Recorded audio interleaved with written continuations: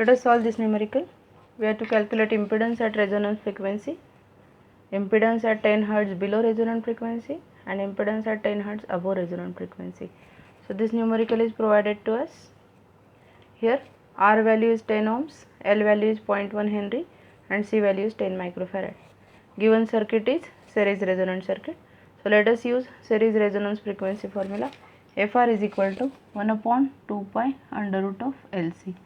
So first of all calculate Fr value, put all the values.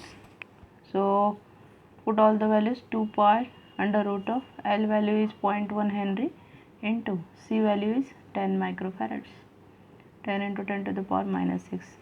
Let us evaluate it. We get 159.2 kilohertz. This is nothing but frequency of resonance.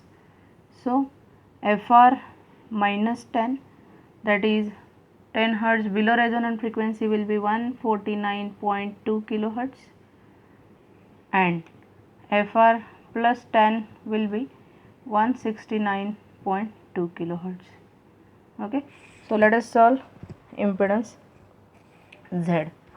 Now we know inductive reactance and capacitive reactance both are dependent on frequency. At resonance frequency, Z is equal to R. So at resonant frequency we have Z is equal to R is equal to 10 ohms. So our first answer we have got, Z is equal to R is equal to 10 ohms. Now we are having resonance frequency of 149.2 kilohertz. 149.2 kilohertz. So on this frequency we will have capacitive reactance dependent as well as inductive reactance dependent. So first of all calculate XC1 and XL1 at these frequencies.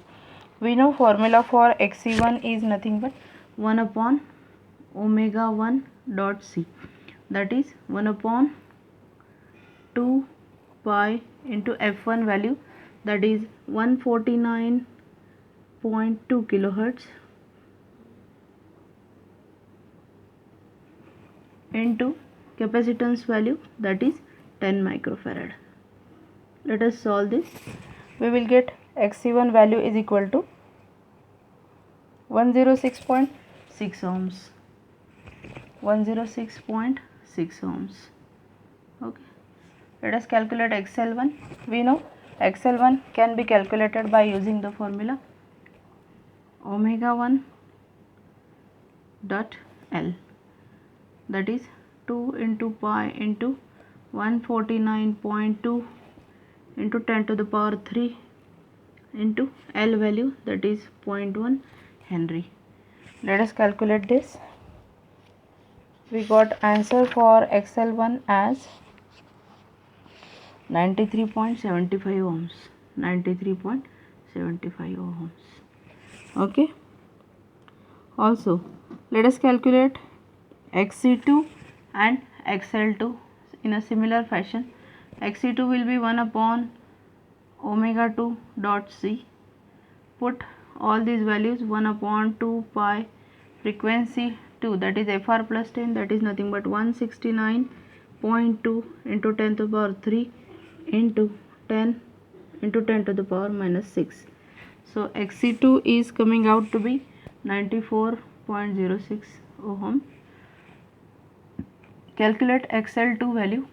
XL2 formula again we will use omega 2 dot L, that is 2 pi into 169.2 kilohertz into L value, that is 0.1 Henry, is equal to XL2 is equal to 106.31 ohm. In this way we have calculated all the values, that is XC1, XC2, XL1, XL2. Now let us go for Z calculation. Let us go for Z calculation. We know what is the formula for Z is. Z is equal to R plus JX, and if we calculate mod value, mod is nothing but amplitude. So Z mod of Z is equal to under root of A square plus B square, that is under root of R square plus XL1 minus XC1 bracket square. Put all the values, we know what is the value of R, 10 square plus XL1 we have calculated, it is 93.75 minus XC1 we already calculated 106.6, so entire thing square. Evaluate all the values. So mod of Z is nothing but 16.28 ohms. Okay, here capacitive reactance is larger than inductive reactance, so our Z will be capacitive. Okay, this is not denominator, we are just writing for information.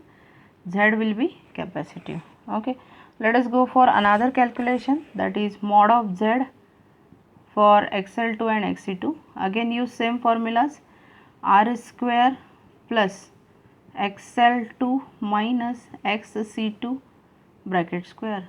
So we will get under root of 10 square plus, put all the values, XL2 is nothing but 106.31 minus XC2 is 94.06.